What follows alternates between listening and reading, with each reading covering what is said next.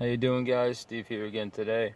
I wanted to make a video to basically reflect on my last year and roughly 4 months since being diagnosed with depression and anxiety. I had a I had really thought about it a couple nights ago. I put some questions on paper that I wish I had known a year and a half ago or a year and 4 months ago. So first off, I'd like to touch on suicidal thoughts. And I want to touch on that specifically first because for me personally, it was the hardest thing to deal with, suicidal thoughts. I have a lot of loving people in my life, a lot of friends, a lot of family. I always enjoyed life, and never once before depression or anxiety had I ever thought about killing myself or thought of suicide and thought of ending the pain. Now, I never had a plan. I never had an idea of how to do it. I just thought it would be an easy way out and that the pain would just be over, the suffering would be over, and I always told myself that suicide is the most selfish thing that any human being could do. So, as much as it scared me, I realized that suicidal thoughts are exactly just that. They're just thoughts. So, here's some questions that I asked myself, which I wish I had answers for. I wrote some down. How scary is it to be new to mood disorders? Really fucking scary.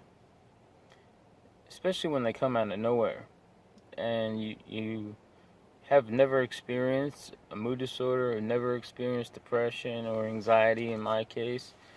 You've heard about them, but you never really knew how much you took your regular quote unquote normal mental health for granted. It's scary to feel scared and nervous and sad all the time, day in and day out, without an answer, without a reason for why it happened. So yes, it's scary. But realizing that it is scary is part of the battle because you have to know that you're in depression, you have anxiety, you have whatever mood disorder you have. You have to come to terms with it. And it's like a battle. Like, say you get diagnosed with cancer. You either sit back and mope around and wait to die, or wait for your diagnosis, quote unquote, to consume you, or you do something about it. Because the most powerful thing you can do in this world is to face your fears. And depression, anxiety, mood disorders in general, they're scary things. So if you can face your fears, you're halfway there to beating your mood disorder, beating in my case, my depression, my anxiety. A common question I had is, why did this happen to me? There's no reason, there's no rhyme or reason to why it happened to me. There's no rhyme or reason on why it happened to you. It just happens. Depression and anxiety are the two most common mood disorders that there are in the world. Millions and millions and millions of just Americans are diagnosed with it every year. And I believe it makes up 40 to 50% of people who are on disability just because of depression and just because of mood disorders. I was recently in the hospital because I had a mini heart attack, and I did some laps around the floor that I was on, and sometimes I would see the charts and the medications that different patients were on. Now, granted, a lot of these patients were above the age of 40, and a lot of them were on anti-anxiety medications and antidepressants, which is kind of eye-opening. But it's sad, and nothing we can really do about it besides learn for ourselves. And just opened up my eyes that there's a lot more people out there suffering with mood disorders. No matter what age, or ethnicity, or race, or religion, mood disorders can hit and strike at any time. One question I really had, and I really debated for quite a few weeks, was should I ask for help? I had no idea what I had, and I knew something was wrong. So I went to doctors, primary care physicians, urgent cares, and nobody could explain to me, 3 different hospitals until I finally found out that I was having panic attacks and anxiety attacks. So I asked for help. Am I happy that I asked for help? Yes. But it's a bittersweet yes. I'm happy that I asked for help because I wouldn't be in the shoes that I am today. I asked for help. I went the medication route very fast, which I regret. But I knew there was something physically wrong with me, and whenever you have something that you have wrong with you, say you have an infection, you get medicine. You're in pain, you get pain medicine. For my whole life, medicine was the answer to anything that was wrong with you. You have a headache, you take an aspirin, or you take an Advil or Tylenol. You take medicine to fix problems that are bothering you. So I went to medicine quickly.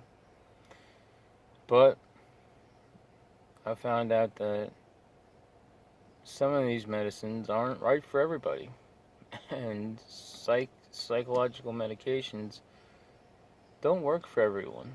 And they don't truly solve the problem. They don't get to the root cause. They just quote-unquote treat what you're going through. Yes, I take antidepressants every day, and I take anti-anxiety medications every day. But I sought out a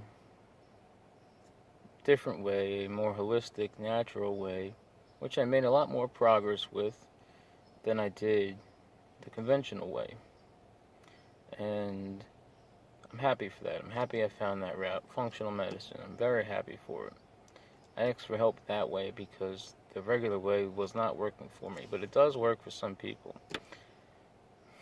Another common question that I had was, why am I still here? I'm still here for a reason. I've been through hell. I've been through my lowest of lows, I hope, and I've come out of it. But I'm still here for a reason, just like you are. If you're watching this video, if you're asking yourself, why are you still here? There's a purpose for you. There's a purpose for me that we're still here. So don't try and think too hard on that one. You're here for a reason. It's not known to you. It's not known to me, but the reason exists.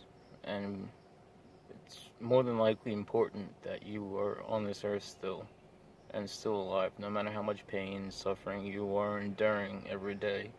You're here for a reason, and your number one job right now might be to just get better, but you're still here for a reason. Will I ever get better? Was my next question. I think so. I think with mood disorders and anxiety, depression especially, will I ever get better is one of the number one questions that anyone has. Yes, you will get better. But do you want to truly get better? That is the main question. I truly wanted to get better. I truly still want to get better, and I have truly made progress. I've had setbacks, but it's a drive, it's a want, it's a need that you have a mind state to get better, a an unstoppable force inside of you to push yourself, no matter how hard it seems, no matter how difficult it may appear. You can and you will get better. As long as you give 110% of an effort towards getting better, it is possible. There's plenty of people in quote unquote remission or have been cured of anxiety, been cured of depression. It's not impossible. You're not the first person. Trust me. I thought I was the first person to be in this. And the more I've dove into it, the more I realize how many people suffer each day with depression, each day with anxiety. And it's sad, but it's a reality. One of the things I was most afraid of when I first had depression and anxiety was if people will look at me any differently. That makes no sense. You are still you. You are not anyone different. You know, if you got bronchitis, or if you had the flu, or if you had your wisdom teeth pulled, you know, if you broke your nose, if something stupid happened to you, it happened. You're not anyone different than what you were. If people look at you differently, then you should probably cut those people out of your life, because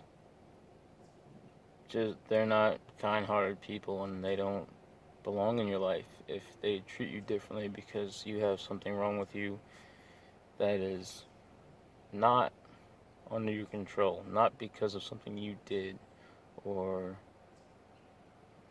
something you were about to do, it just happened. And if people can't accept that, then fuck them.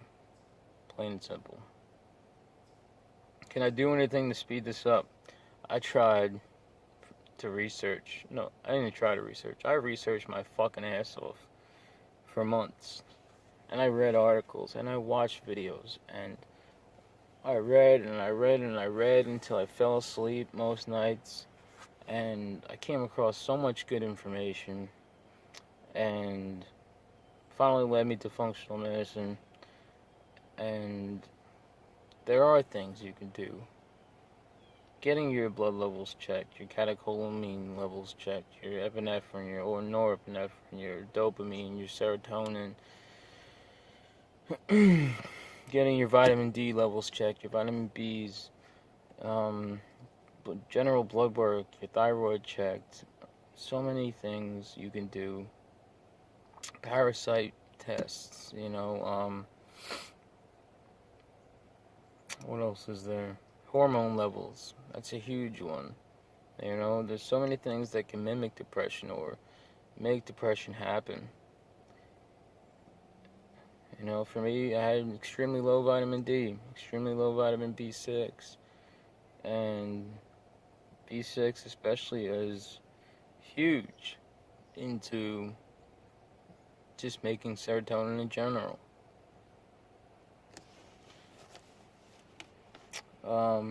Will I ever be the same? I don't know if I'll ever be the same.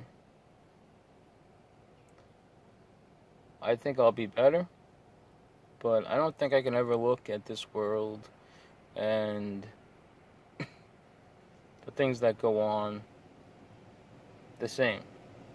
I don't know if that changes me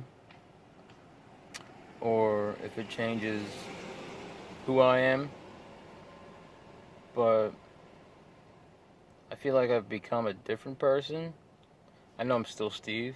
I know who I am. I know I don't have multiple personalities, but I just think my tolerance for bullshit and my tolerance for unnecessary drama and unnecessary stress has become very low, and I don't tolerate that crap anymore.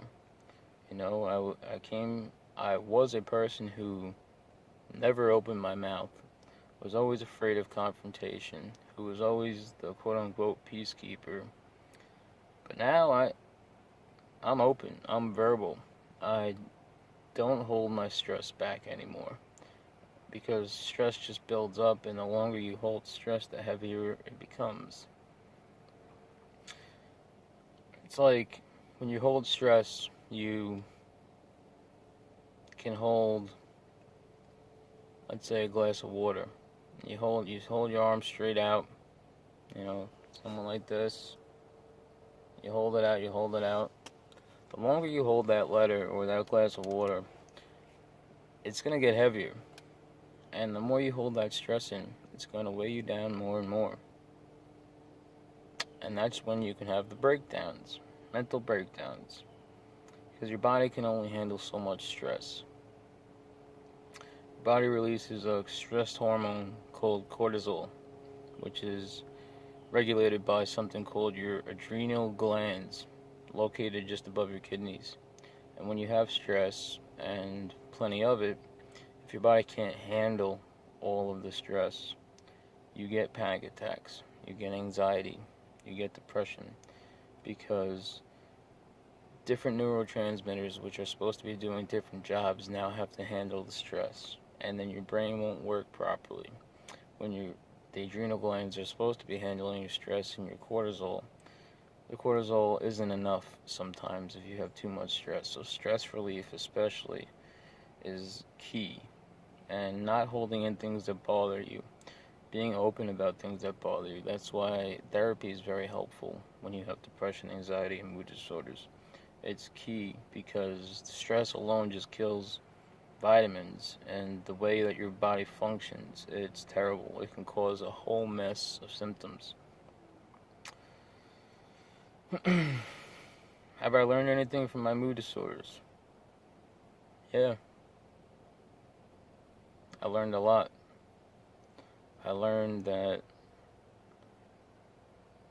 it's okay to ask for help no matter how old you are.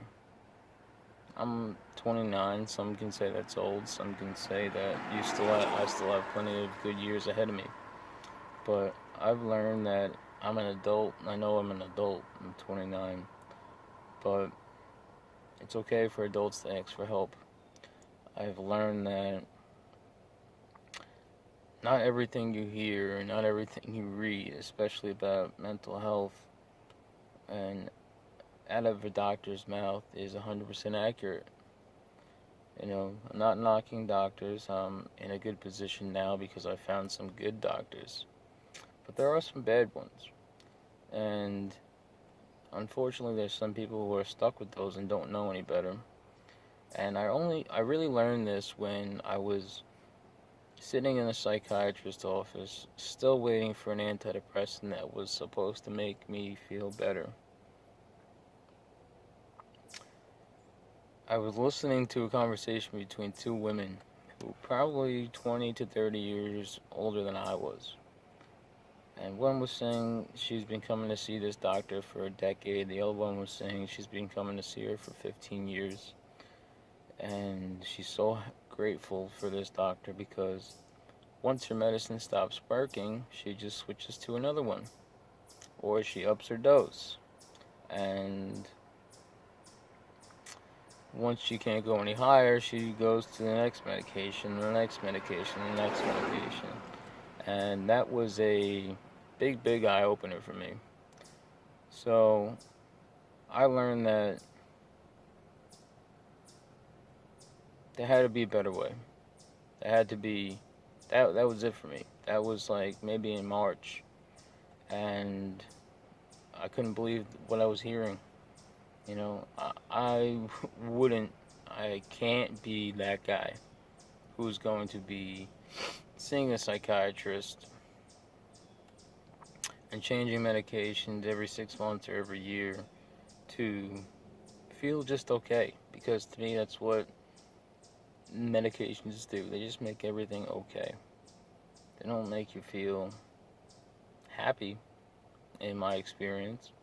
They just make everything okay. You're just not crying as much. Sure, you still feel a little down. You can feel some happiness. It's extremely hard to cry. It's extremely hard to show true emotion while you're on antidepressants, in my experience. But I've learned a lot from my mood disorders. I wish they were gone 100%, but I've learned a lot from them. Will I notice if and when I get better? No, I haven't. A lot of people have told me, and in the beginning I didn't believe them.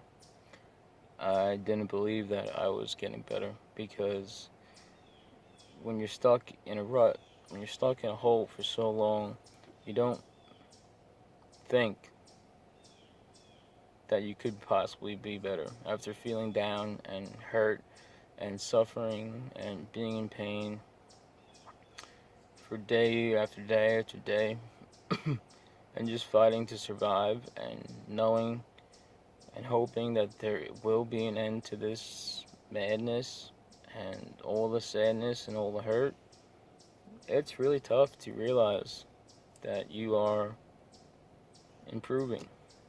Because I told one of my therapists this once, I thought that I would wake up one day and feel amazing, and that it would feel like a cool breeze over my body, and it would just be such a relieving sensation, and I would feel cured, and that it would all be behind me. Boy, was I naive. This was in the beginning of my depression. This was in the beginning of my anxiety. And I found it to be the exact opposite. I found it to be a marathon, not a sprint. You get better a little bit each day, because it's like losing weight. You might not notice that you're losing the weight, even though you step on the scale and it says you lost a pound or you lost 5 pounds. You look in the mirror and you might not see a difference, because maybe you've been overweight for so long. Until you see a friend that you haven't seen in weeks or months or maybe a year, and they go to you, "Hey Steve, you lost a lot of weight, man. You look good." And you just have a mental picture in your head of how you look. And it's the same with mood disorders. It's a mental image, it's a mental idea of how you feel. And because you're diagnosed with depression, anxiety, whatever mood disorder you have, you sometimes get so caught up in that mood disorder and how you know it's supposed to make you feel, that maybe, just maybe, you might be thinking too much into it and giving your mood disorder too much credit. Because I had for a long time. And that's the best comparison I can make, is you don't see it. There's no, if you're losing weight, you put on my size 36 waist pants, and I might not notice that they're getting bigger, which is an improvement on my weight loss. There's no thing to try on to know that your depression, your anxiety, your mood disorder is making improvements. There's nothing. So having people around, going to therapy, especially if you don't have anybody really close to you, that's the person who can tell you that you are making improvements. And the person who doesn't see you objectively at all, a therapist or a counselor, a psychologist, that's a pretty good judgment. That's a pretty good person to judge how you're doing. Even if you go, I've been to therapy and I've said I still don't feel well, And at the end of a session, my therapist has told me, Steve, in the beginning of our session, you said you still didn't feel well. But I felt like I've talked to a completely different person, a much better person. And it's hard to believe. You almost don't want to believe it. But it's true. Just believe it if you hear it. As much as you don't want to, as much as your brain says, I'm not getting better, I'm not getting better, I'm not getting better. That's depression, that's anxiety talking. My last thing, guys, is I've noticed that I've gotten better because I used to not care about anything when I got diagnosed with depression and anxiety. I just woke up every day and didn't want to wake up. And I couldn't lay in bed anymore because my anxiety was so bad and my depression was so bad that I had to get up. And I would stay up sometimes 24 hours because I didn't want to sleep, just to go through another day of hell. Which made no sense because I was still going to wake up or be awake with depression and anxiety. But thinking back on it, I was afraid to go to sleep just to relive another day of pain. But I still would have been in the same pain regardless. You know? Even if I went to sleep and woke up or stayed awake, it wouldn't have made a difference. Now, lastly, I think I got off topic there. I think I was trying to say I know that I've gotten better because I've been looking for things to do. I've been forcing myself to do things because I'm bored. I am definitely feeling better. Not 100%, but just forcing myself to do things and looking for things to do and looking to be engaged and looking for activities or chores even. I wash fucking dishes just because it's something there, you know. I go driving around in my car aimlessly just because I have nothing to do. Where months prior, I would not be able to drive in this car. I would not be able to go to the store by myself. By myself, fuck. I would be too anxious. You know, I would need like a comfort, somebody who I knew, my wife or my friends or my family. I would need them to go in the store with me, just to feel safe, to feel okay. I can go places by myself now. I can do things on my own. I know that I've made improvements. But one thing that I've also noticed is that through depression, through anxiety, is I chase things. And I call it chasing serotonin and dopamine. Now, these things come from, to be honest, usually things that are bad for us. You know, and maybe not essentially 100% bad, but addictive things or things that bring us pleasure. Like for me, I smoked a lot of cigarettes, and it's scientifically proven that nicotine and can play a huge role with activating dopamine, activating serotonin. Gambling for me was and still is a big one. I got into a little bit, not into trouble, but caught myself chasing gambling because of the feeling you get when you win is great. You feel so happy. And feeling happy after you've been depressed is like finding the golden ticket in the Willy Wonka bar. You know, you just want that feeling over and over and over again. no matter how much money it takes to feel it, no matter how much money you lost. Just feeling that feeling is awesome, but it's not healthy, and it's definitely not beneficial to your wallet. Because if anybody knows anything about gambling, usually most people don't win. And if you're one of the lucky ones who all you do is win, God bless you. But I know for me, I got married in August, and I probably lost about $5,000 in my wedding money, which isn't good.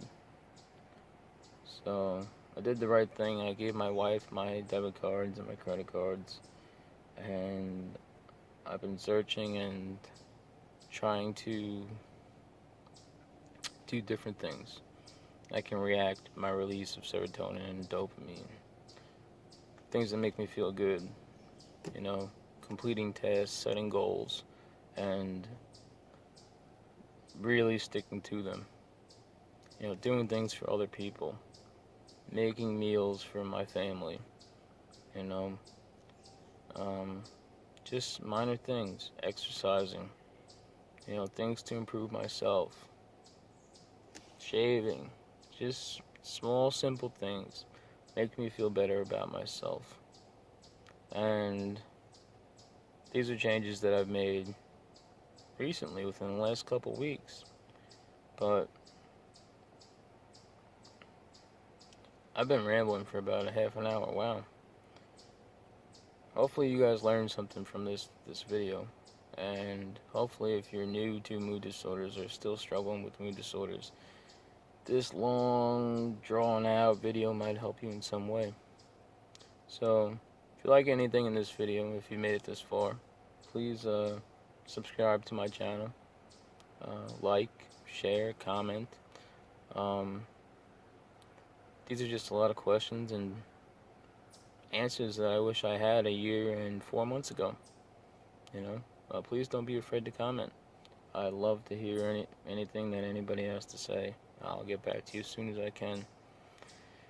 And if you are suffering, if you're hurting, if you're having a bad day, please, please, please keep your heads up, keep fighting, and keep surviving. And I wish you the best of luck in your mood disorder, and I hope you get well soon. I'll see you in the next video.